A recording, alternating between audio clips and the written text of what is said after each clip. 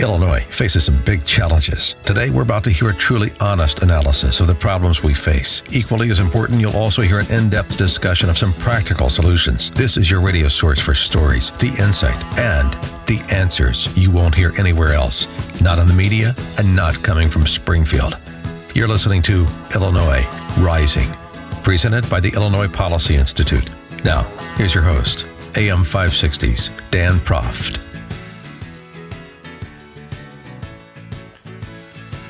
Welcome to Illinois Rising. I'm Pat Hughes of the Illinois Opportunity Project, filling in this week for the great Dan Proft. And joining me is Austin Berg. Austin is a writer and a great writer, and we'll talk about this as we get through the show today at the Illinois Policy Institute, and a columnist for the Illinois News Network. Austin, thanks so much for being on the show this week. Thanks for having me, Pat. So AFSCME, Austin, which is the American Federation of State, County, and Municipal Employees, it does not have a new contract in the state of Illinois. The first thing they tried to do was get the Democratic legislature to pass a law that would take Governor Rauner out from negotiating that contract. That failed two different times. They didn't want to negotiate with the governor. They wanted to negotiate with some, appointed, Mike Madigan appointed hack guy that would just roll over. I think so that hasn't happened, and the contract hasn't been met yet. And there are specific reasons why they wanted someone else to negotiate, and specific reasons why the contract demands haven't been met. Take the folks through the breathtaking circumstances of the demands that the folks at AFSCME are looking for in this next contract. Totally. So we went and did a deep dive into what the now expired AFSCME contract granted workers and what sort of they're still operating under currently. And I wrote a column on this and sort of made up a hypothetical guy. We'll call him George. He's a clerical worker for the state. And if you go through the work week, it slowly becomes clear, not slowly, very quickly becomes clear that this contract operates in a different reality. So let's take last week for an example. July 4th was Monday. George volunteered to work on the holiday. He got work. He works his normal 7.5-hour shift on the 4th of July and earns double pay in cash. So not bad. Tuesday comes around. He was up late watching fireworks. Doesn't feel like going to work. He's not sick, just doesn't feel like going. This is only the 8th time that George has taken an unauthorized absence from work in the last month, so he gets a warning. The 9th time he will get another warning. The 10th time he will get another warning. And on the 11th time, he will get a 5-day suspension. So he stays at home on Tuesday. Wednesday, he comes into work late, comes in almost an hour late. State contract says you can't dock his pay for coming in at a later time. So he falls behind on his work, obviously, because the world didn't stop moving when George wasn't at work in the morning. And he works an extra hour. He works till 5:30 today instead of 4:30. It turns out George gets overtime pay for that extra hour because it falls outside of his regular work schedule. So Wednesday, another great day. Thursday, George takes a paid sick day. He is a pretty healthy guy in general. He's worked for the state for 10 years. He only takes 6 of his 12 paid sick days every year. Those remaining 6 add up. So George now has a bank of 60 paid sick days that he can use whenever. So he cashes one of those in on Thursday, down to 59. Next month, he'll be back up to 60. Thursday's gone. Friday, he takes a paid personal day. He gets 3 of those every year. That's the end of the week. So you talk to people, I talk to people my age who are working 60, 70-hour weeks to pay off student loans, or working minimum wage jobs. And you tell them that story, and then it becomes very real. Sure. And if you tell folks that are even much older, maybe my age, who, went through a really bad economy, lost their original job, had to go out and find work, maybe work that is below their qualification level, and they've got, 2 kids and a wife and a mortgage and property taxes going up, and they're trying to figure out how to, bang out the mortgage or the rent and how to get their kids through school. It's breathtaking, and these unions, AFSCME in particular, they just want more and more and more of the same. And I just have the sense that if the folks recognize the disparity, there would be outrage. And the hope is that there's going to start to be outrage. Joining us to talk a little bit about these disparities is Vinny Vernuccio. He's the Director of Labor Policy at the Mackinac Center for Public Policy. Vinny, thank you so much for joining us. Hey, well, thanks for having me on. Hey, what gives unions like AFSCME what's the polite term? Confidence. I think you're to thinking do of the this. term chutzpah. Yeah, exactly. Chutzpah is really what we're coming down to here.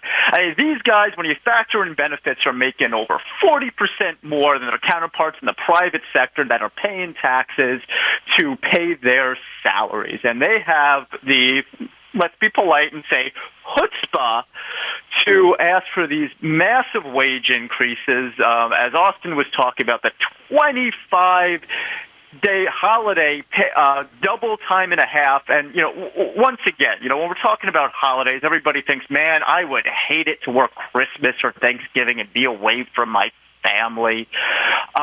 That's not what we're talking about. Those are in the contract, but they're considered super holidays, so they get paid even more. We're talking about Labor Day, Memorial Day, Veterans Day, the up-teen federal holidays, plus a couple extras added in for good measure, like Election Day is considered a holiday, because obviously they have to the AFSCME employees have to be able to go out and elect politicians that are going to ratify contracts such as the one that Governor Rauner is trying to oppose, with all of these, extravagant benefits that are in the request. Right. Just so for some context for the listeners, currently state workers in Illinois are the highest paid state workers in the nation, adjusted for cost of living.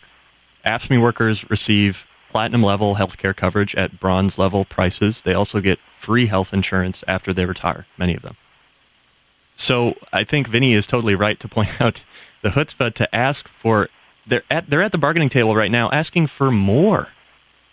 How do they expect people, normal average Illinoisans who are struggling under stagnant wages, stagnant economy, people leaving their neighborhoods, employers leaving their neighborhoods, how do they have the gall to ask them for more? And another, I think it's useful to sort of do a comparison across states. Like we said, the highest paid state workers in the nation. Vinny, can you give some insight beyond Illinois in these sorts of negotiations? What is different about those negotiations? Here we have Governor Bruce Rauner is basically the only guy standing in the way of them getting another contract with these sweeteners. And those perks are the result of weak governors year after year after year just kowtowing to demands. Is that unusual in Illinois? Is this happening in other states? I wouldn't say it's unusual. I mean, this is one of the main problems that there are with government unions in general. Essentially, they get to elect who's on the other side of the bargaining table with them. So there's really not that market check that you see in the private sector where you have a company that has to worry about the bottom line. Most politicians, they can either kick the can down the road or realize, well, we could, just either raise taxes or make promises that aren't going to come due for another generation. So we can just give away the store to the unions and not have to worry about the immediate consequences, because, like all of these pension benefits that aren't going to come due until later on. In comparison to other states, though, I'd say Illinois has one of the roughest track records as far as these giveaways and these circular type of bargaining, with the unions being able to support and then get elected politicians that are extremely sympathetic to them. It is a big problem in many other states across the country, but I think Illinois is probably one of the worst, or the number one offender in these kind of give-back schemes. And, you see it with Speaker Madigan, and you see it with some of the entrenched politicians that have been there for years, that get so much support from the unions and seem to be putting their interest ahead of the taxpayers, unlike Governor Rauner, which is trying to look at the bottom line and do what's best for the businesses and taxpayers of Illinois. Hey, Vinny, in about less than a minute, tell me, obviously we know what the problems are. How do we message to the electorate, people who are going to make decisions in our state in November, who might want to put someone in who's not tied to the union into the Illinois legislature? What do we say? What do folks say to them to convince them that this is what's going on and that it's got to stop? Well, I mean, you have to look at the bottom line, and you have to look at the businesses that are leaving Illinois, the population, the people that are leaving Illinois.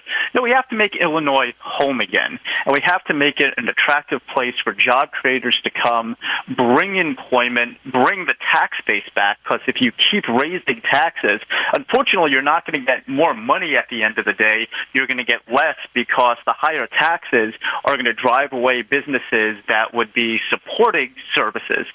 So it's not just that you are paying these employees more, these public employees more, but that money has to come from somewhere. And it's either going to come from the tax base, which will be continually diminishing, or it'll come from other services that are going to have to be decreased to pay for these lavish demands that unions like AFSCME are demanding. And further, if you're talking directly to union members, you have these politicians that keep making these promises, like these pension promises, where you look at Illinois' credit rating and you look at the finances, there just isn't the money there. So they think they have this gold-plated pension plan, but eventually, if there isn't that tax base to support it, a lot of these public employees, unfortunately, are going to have a rude awakening where the state simply can't pay them. So if you're messaging towards the public employee themselves, it's you have to say, listen, you have to be reasonable, or else, your retirement may be in jeopardy despite what the politicians and your union leaders are telling you. Vinny Vernuccio, the Director of Labor Policy at the Mackinac Center for Public Policy, thank you so much for joining us. Hey, thanks for having me on.